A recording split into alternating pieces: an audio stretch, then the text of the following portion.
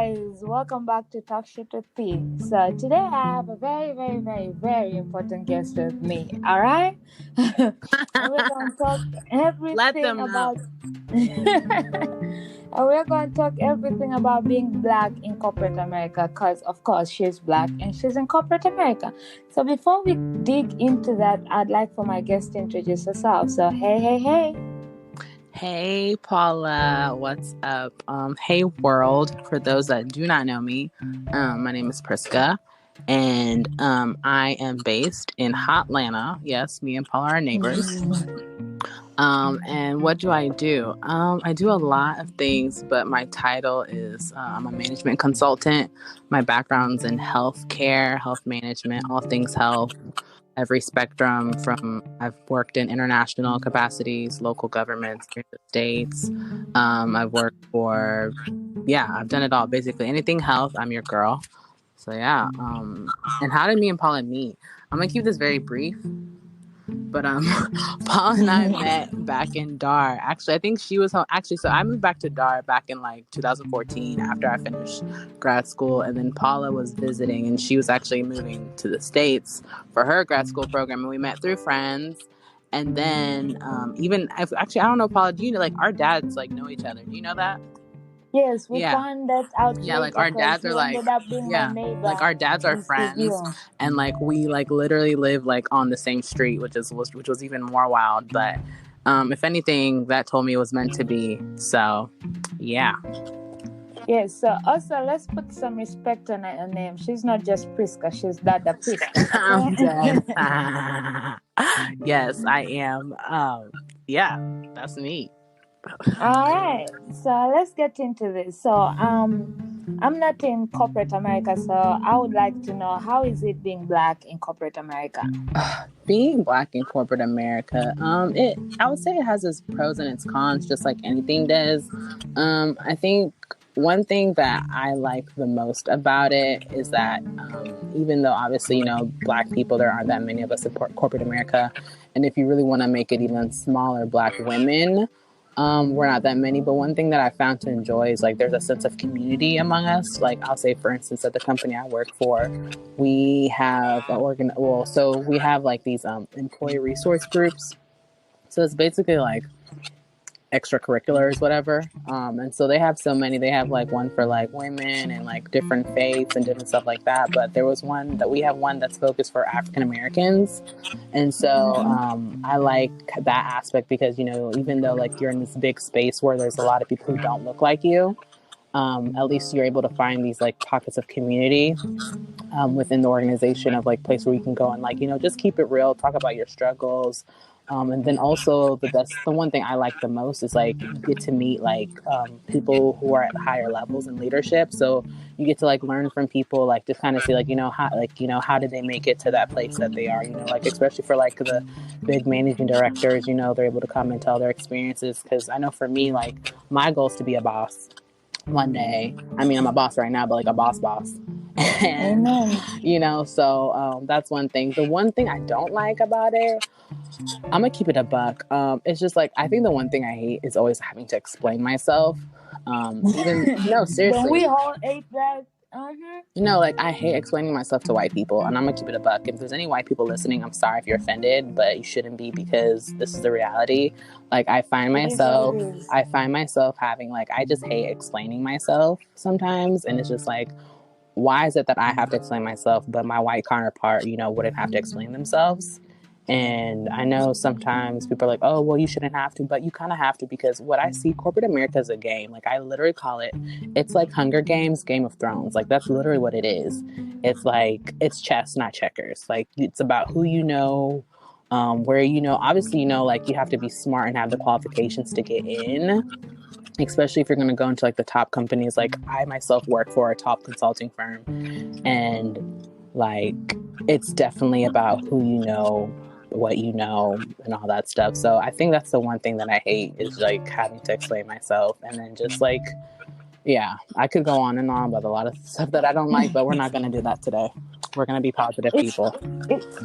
Cool. It's funny you said how you hate explaining yourself to white people, because my next question was going to be, are there any racial prejudice and or microaggression in what you being black in corporate America I th- that you Honestly, think? I will say yes, there are microaggressions. For me, I haven't experienced many. But I know I have friends who have definitely experienced like blatant, like, like when they tell me their stories, I'm like, how did you not pop off? Because like I would have been losing my job. You know what I'm saying? Like either like we would win HR. Like I would say luckily for me, I've been able to like not be in those situations. But then also I think, well, Paul, you know me, and for those who listening who know me, like I kind of present I think a lot of people know not to play me. Like they know like, oh, like I'm not gonna try her because like she looks like, she may not, you know what I'm saying? But I know not everybody's like that. Like I have friends who, are more like, humble, not humble, but I mean like more quiet and timid and stuff like that, who have experienced those situations. Like I have friends, like for instance, like they've been on projects where like they're the only like black person, and then the black women, and then like say like things don't go well, and then like maybe like the next time there's another project come around, like they might not get picked for it, things like that. I know it happens, but like I said, luckily for me, it hasn't happened to me yet. I mean, who knows, it may come around, and when it does, I'll have to handle it. But yeah, I haven't had those things happen to me personally, but they're definitely out there.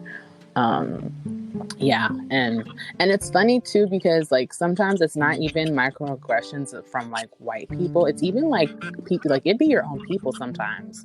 Oh yes, it be Like your let own me tell you people. this, like there's a lot, I mean not a lot, but like in my We be blocking ourselves. girl, let Like me tell you why? this, I was on a project, my recent client like that I was on a couple months ago. When I joined, there was a black guy, and like he was kind of one like helping me like roll onto the project, like telling me like telling me about the client, telling me about the work that we're doing, all stuff like that. And then after that, I had another friend, she joined on the project, and girl, let me tell you this black boy, he did not want to talk to us like at all. Like he was not trying to fuck with us. He was just trying to like make these white people happy. And me and my friend Sydney were like, oh, so that's what you're on. Like there's a lot of black people sometimes like they rather like push their fellow, like they don't want to like, like, you know what I mean? Like, I don't know how to say it, but like I'll say all skin folk are not kin folk, right? And like, Oh, I know. At Chick-fil-A, we had one of our managers was black, and we only had 3 white people in that office, and one of them was my actual boss because I was in catering department. And this lady, she would smile with you and everything, but half of the times when she's sitting with the white folks, she's throwing you under the bus, girl, like no, damn. seriously, no, like this guy, like he would never like even want to like mess with us, like, and like it's not like he was even like me and him were on the same level, like when it comes to like we're on the same level, it's not like he's like a manager or anything, like we're literally on the same playing field. And I'm like, bro, like you're out here doing all this all ass kissing, like these white people, they don't care about you, like they're not stressed about you or not pressed. But yeah, so that's an also other thing that I've noticed in my experience. But yeah, I mean, like I said, it has its ups and its downs. But I will say one thing I've noticed lately, there is a change. I will say, like, especially my company, there's been a huge thing for like diversion and inclusiveness. God, I can't speak. Inclusivity.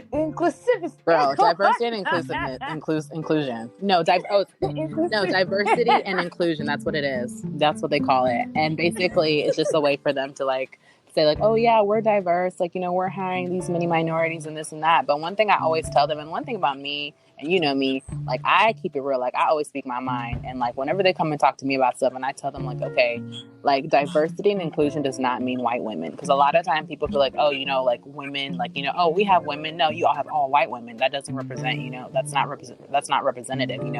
You like, you have to have like black women, Asian women, Hispanic women, all that type of stuff. So I mean, they're trying, to get their whole IND, inclusion and diversity, down, but I mean, it is what it is. But I will say one thing, I do kind of, I mean, it might be low-key trife, but who cares? Like, but honestly, the race card sometimes does come into play, because like, I mean, like now, everybody like, wants to seem like, I don't know if you've seen it, but every time I'm on LinkedIn, it's like, oh, it's like they're hiring like a new whatever managing or chief or whatever person is like a woman of color. So I feel like a lot of companies are recognizing, hey, we have to like, like whether we want to do this or not, like we got to do it. So, I mean, True. True. And with the ratio thing, it happens everywhere. I'm in customer service, and I'm just like you. You know, I keep it real. I'm always a happy guy. So I appreciate the fact that I have management. Like when people go to complain to my managers about me, they look at that person and be like, "What did you do?" Because we know Paula. Like she doesn't just flip off Right. just for nothing. So what did? No, yeah. I can't even imagine So, customer and most service. of the time, it comes more from my fellow black associates than the white ones. So Right. it's Yeah, like interesting. I said, like for me, luckily I haven't really had any issues. Like I think for me, like I pretty much get along with anybody and everybody. Like one thing at work that they know that I'm known for, they're like, you can throw Priska in a room with anybody, she'll make a connection, they're gonna go along great. So I'll say I'm blessed to kind of have that skill set, to like, get along and to like get along with people. But I mean, I'm not ignorant to the fact that there are these issues out there and they are happening to people. But girl, I joke all the time. I'm like, I wish somebody will say some racist shit to me because I'm gonna sue. Like I will sue y'all. Like I am ready for somebody to come and say something to me so I can get my money. Like but I Amen. think that's why Amen. God knows. That's why he's not letting it happen, because he's like, you know what, yes, I will take y'all to court. Run me my check. But Yep. no. God is protecting them from Yeah. you. Actually, quick story. There was a lady at one of my former places of employment. So I wasn't working there when she was working there, but the issue had happened. So basically, this lady was suing the company for like racial discrimination. So by the time when I joined the company, like we had our like the chief of staff, the guy, whatever, he was like going to court. And like, yeah, so apparently before I got there, apparently there was some issues of like she had said that like she didn't get the promotion because basically she said she didn't get like the promotion and they let her go because she was black. Like I said, I don't know the too many details of the story, but one thing I know that she won. That lady won, and she got like $7,500,000. Wow. I need people Girl, to I pray was like, with who me. are her lawyers? I was like, what? I was like, hold on, wait, like let somebody do some fucked up shit to me. No, but yeah. Anyways. Yeah, I think when God knows your intentions before even something happens, He I know, prevents right? something happening. That's why these things don't fall into our I know, hands. girl. That'd be a quick check, but no. Bruh. Okay, so now that we have discovered how being black in corporate America is, and we know corporate America is a big boys, it's mainly a big boys Girl, it's a club. big white boys How club. so does being a black woman in corporate America makes it much worse than just being black in corporate America? Yeah, I mean, I would say it's worse. And I've had these conversations with my fiance because he's also in corporate America. And like, I always tell him, I'm like, look, at the end of the day, even though we're both black, you're a man. So you already like, just being a man, you already have that advantage. You know what I'm saying? You already have that advantage. Because You I'm sure just do. like, he'd be like, no, I'm like, no, but you're a man. I was like, yeah, you're black, but being a man, you have a more higher advantage of like, like getting the jobs and, and like getting, all the, just getting all the things that we know that come. Being in that circle and having those golf Oh, yeah, invitations for and sure. No, let's go play what poker no. night and the strip club. They never invite the Yeah, women. for sure. There's definitely an advantage of being a man more than a woman. Just because, like, for a perfect example, I have a friend of mine.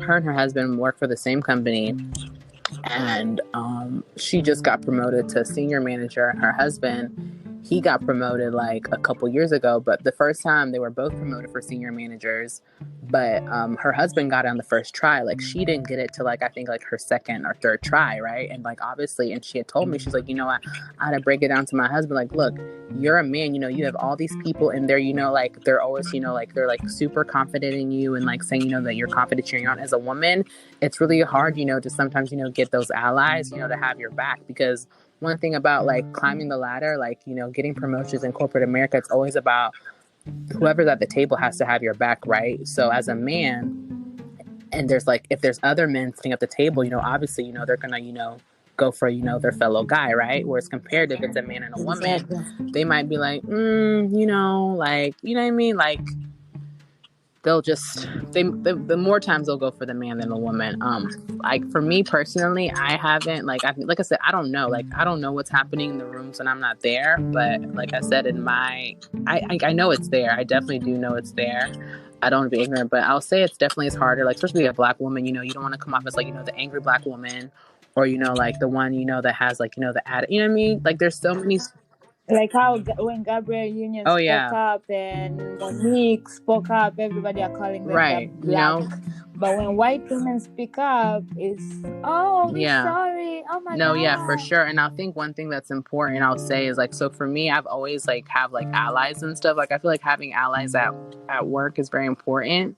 And like I'm not stupid when it comes to to the allies. Like most of my allies are like either white men or white women. I'm actually lucky to have one Black lady that I work with who's like a mentor to me. She's like a managing director. But I will say that it's always good to have your allies and have your back, just because when those situations come, they can kind of at least, speak up for you. But I will definitely say there are some times, like where, oh my God, girl, you just reminded me. Like, I remember on a recent client, Black women, we switch up our hair, right? We switch up our hair. Girl, yes. In 20... Girl, because in 2020, people are still like, I don't know, like, sometimes I just want to be like, shut up. Like, this has happened to me twice. I changed my hair once, and this girl was like, oh my God, like, your hair's so long. Like, I'm like, girl, shut up. Like, just shut up. Like, if you, like, I'm just like, why? And it was always this one girl. And I'm just like, are you stupid? Are you dumb? Like, are you both? Like, what is it? And I'm like, I know you've been around Black people. I know you've been around, there's other Black girls here who change. Like, you know what I'm saying? I'm just like, why? Like just stuff like that gets on my nerves. I'm like, why would you come and speak? Like, like literally anytime I changed my hair, like, she'd have to comment. And it wasn't like she was complimenting me. Like, it was just kind of like, you know what I mean?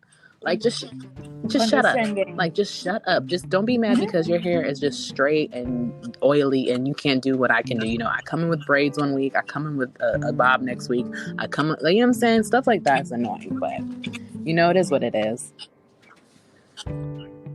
So it's funny how you mentioned that your allies are most either white men or white women. Isn't it sad how you can't even rely on your own Black people in a world where but you know why we can't? Because there's not that many of us, Paula. Like, there is not that many. Like, there's a handful of us. I know there's not that many, but even the few that they're there, it's like because they're gonna throw you under the bus. No, that is true.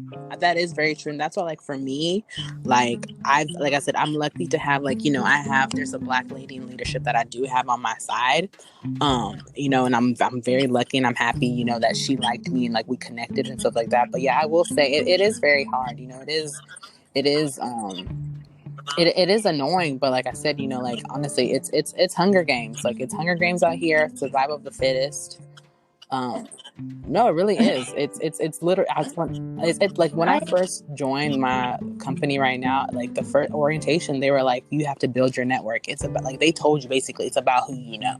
Like, they were very explicit, like, And that's true, because even when I was in grad school in Georgia State, one of the things they emphasized on was building your network. And that's why they would, all these events that were happening, even if they were being charged, Georgia State made sure they gave it to us for free. Like, we would attend all these conferences and stuff just to, for us to learn how to connect and find peers, and how to communicate and get people in our side. No, that's very, very true. Yeah, building your network and connecting is major. Like, I know a lot of people who get into like corporate America and they hate networking, but like, you have to. Like, if you're not able to network, like, you have to. Like, you literally have to. Like, it's a must. And you don't only have to connect in your circle. Like, the only way to win and get out there is to connect, to network all over. Up, right, down, side. Don't just, network in that mini circle that and you stick around. Oh, yeah, no, for sure. Like, definitely. I always tell people, like, I have friends who are like, oh, well, I don't want to go to... I'm like, no, like, trust me, there's a lot of times I don't want to go to, like, the happy hours or the dinners, but, like, I force myself to go just because, I'm saying, I know what it's about, right? You never know. Like, it's just... Yeah. And that's what most people think. I have so many friends, but it's not friends. I'm making acquaintances and meeting because you Girl, never know or when. This why this time, like I know if I need certain something. Oh, I know Gilson. He knows business in social media. Oh, I know Flan. He knows Flan. And all these people have been viable in my life. We might not be friends, but I networked and I got to know them, and I know they're there around. No, for you sure. know? It's all about, like, I saw a post the other day on Instagram. I think the person was like, you know, like, make decisions off of strategy, not emotions. And I feel like, Oh yeah, yeah, it was Diddy did that, and I was like, absolutely, like, we have to. And one thing I'll tell you, as people of color, too many times we make decisions off of emotions. Well, you know what? I don't like her. I don't like him. But like, who cares? like Like, you don't have to forget. like Like, the can I tell you one thing? person. One thing I will say: white people, they do not give a fuck. Like, they will Yep, they they no, look at the they main don't care if they goal. don't like you. They're still gonna come and talk to you and hit you. You know what I'm saying? They know that, oh, this person, you know what I'm saying? Like, they don't put, I feel like we put too much emotions on as people. And yeah, so I just feel like, How many times have we seen movies where a white person is not invited to an event, but because the person she wants to network with is that event, she'll find ways to invite herself and get herself no, to the door. But us, we'll be like, oh, I wasn't invited. I need an invite from the person who's doing the event. Bruh, yeah, nah. no, exactly. It doesn't make sense at all. Like, I like, if there's one thing I can tell us, like, to stop doing, is stop doing that. Because I'm just like, our counterparts out here, like, it's like, honestly, and the thing is, black people, we have so much potential to be great, but I feel like sometimes, we We're yeah, we sleeping center on ourselves, and then ourselves. also those around us. Like, I think even something else I saw the other day, girl. Now with quarantine, I've been on social media a whole lot more than I used to be. Like, I'd be seeing all the time. No, but like, some of it's good, and like, somebody was like, oh, like, don't be afraid to pursue your goals just because, like, your friends and family, don't agree with it. And I was like, absolutely. I feel like we'd always look for validation and stuff, from like our friends and our family before we go out there and do stuff. Like, just seeing how, like, my white friends and stuff move compared to, like, my friends of color. It's just, we just need to stop giving a fuck and just. With what you have actually said, when you started the podcast, I was focusing on my friends for them to help me spread the word and share and everything. And it's funny because I wasn't gonna ask them, because when my friends start things, I don't wait for them to ask me. I'll just post it and share it and whatever. So I realized that, why am I so worried and wanting them to support me? So instead of worrying about the people who I knew to support me, I went and looked for people who didn't know me so they can know about me. So now I care less about, oh, they already know me. If they want to support, if they want to listen, they will find their ways. Let me look for new people who actually want them to hear about me, and then for them to do it by themselves because they actually agree with me, instead of just, oh, we know Paula, so give No, a yeah, post for Paula. no, that's very, very true. That's very, very true. And I'm happy, honestly. Sidebar, like, I'm really happy that you're doing this, because doing a podcast takes a lot. Takes a lot of time, takes a lot of dedication, and just takes guts. So I was excited. I was like, oh yeah, this is definitely right up Paula's house. I was actually looking for, I was like, I wonder what this girl's gonna be talking about. Because with Paula, it could go left, right, up, down. But I knew it was gonna be good. So congrats to you on this. And yeah, girl, you over here motivating me. I've always wanted to do a podcast, but I'm lazy. So just, girl. Hey, you never know. Maybe I can motivate you, and you eventually will end up starting Yeah, your girl. own. But I feel like, yeah, I want to. But you have No, bigger like, dreams, so honestly, we're like, gonna let you no, like, focus on honestly, them. like, a lot of people may not know this about me, but maybe some do. But, like, honestly, like, don't get me wrong, I love the work that I'm doing. I really love it. Like, it's what I wanted to do and all that stuff. But I think the thing is, for me, and I think it's for a lot of people, it's like, I think we're in these, like, I think it's mostly for stability, right? It's like, okay, it's like, yeah, I know I'm getting this. I know I'm getting this every month, blah, blah, blah. And, like, but honestly, if it was up to me, I would have definitely loved to have been, like, doing podcasts or doing, like, A&R for, like, a music, like, I love music. So, I can see like, you in that, actually.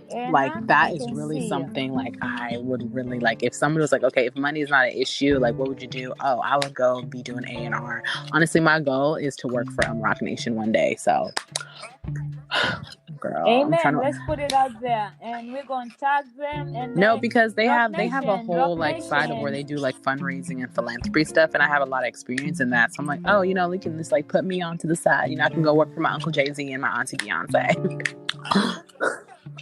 Okay, listen, I'm going to tag them on this podcast, and if they eventually reach out to you, make sure I get an Girl, invite to don't that Rock worry. Nation branch because Don't I need to worry. network. I just need my foot in the door, Don't and worry, I'ma do girl. the Trust me. rest. If I ever Okay? get invited, you're my plus one. Sorry, my man can't come, but you gonna come. So Amen, amen. Now let's get back to topic because we're kind of venturing out. So let me ask you, how's the climb to the top like in corporate America? Especially, I know you're also climbing the ladder. So girl, the how's climb to the that? top, outside of, like I said, outside of like knowing your job and doing it well, and this is something that one of my mentors has told me. She was like, a lot of times when people like pick you to come and work with them, it's like, she was like, maybe she's like probably like 10% is like because like you know what you're doing, but like she was like 80% is because they like you. She's like, a lot of people are gonna want to work with you because they like you. You know what I'm saying? Obviously, you know what I'm saying? Like, obviously, you need to know what you're doing, but having that like having them like you says a lot. And I think one thing for me that I've known in climbing the top, like I said, is networking. Like, it's literally networking, like having these people. Like, so for me, like, I'm trying to get promoted next year. And I've already, started, Amen. talking to people, like, getting my different allies and stuff in line. And like, for me, I like try to meet with people at least like once a month, like, have like a 30-minute, like coffee talk or something. Just like, just to like let them know, like, hey, this is what I'm doing. This is my goal. Can you support me? I want to go for promotion, things like that.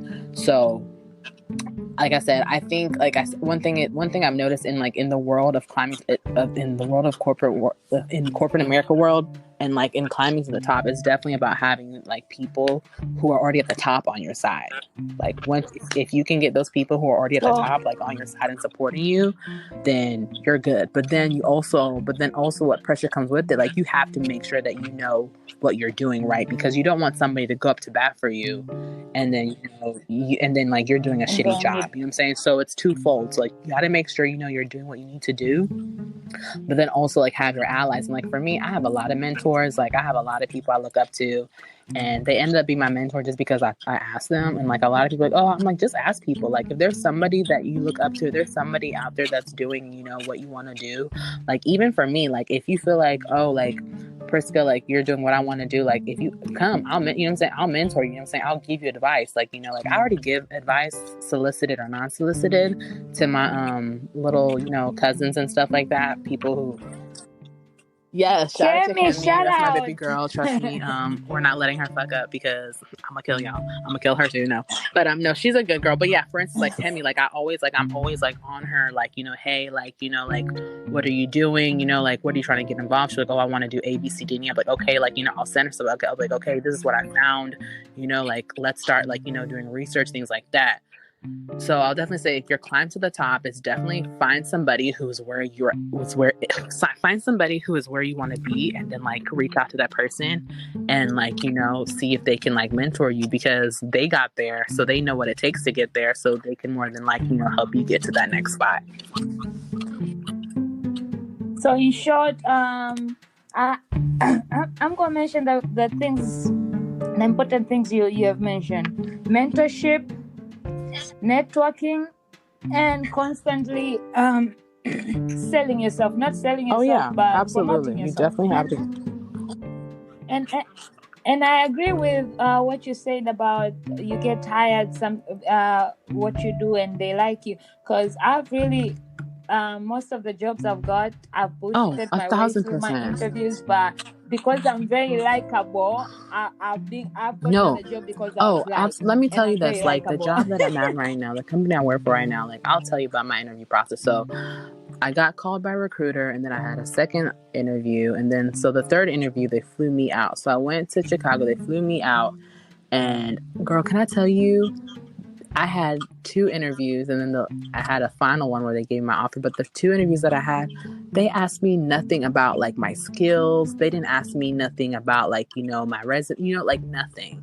Like, it was just all personable stuff. You know, like, I remember me and the first guy I met, like, we talked about basketball for like the first 10 minutes. You know what I'm saying? Like, you know what I mean? Like, it was just like, I feel like at that point, you know, they already had decided, you know, that they wanted to hire you, this, that, and the third. Yeah.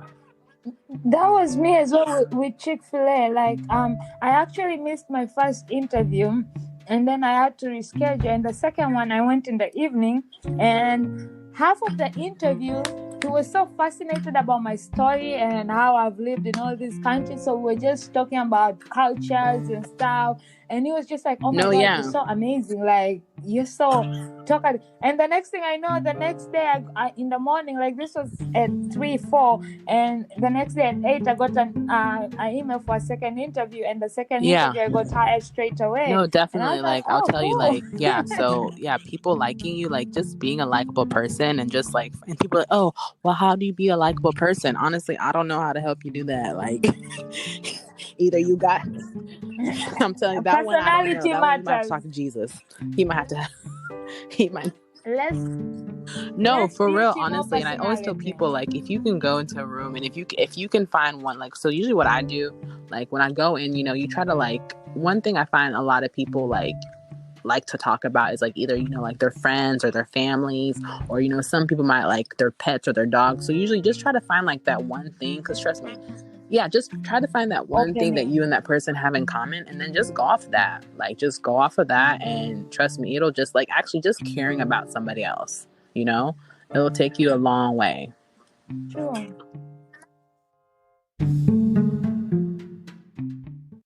Hey, so you just listened to part 1 of Being Black in Corporate America, but because the episode was so long and we didn't want to bore you to death, part 2 will be uploaded in 2 days. So first savor all in what you learned about part 1, and part 2 will be up in 2 days. Thank you for tuning in. Talk shit with P.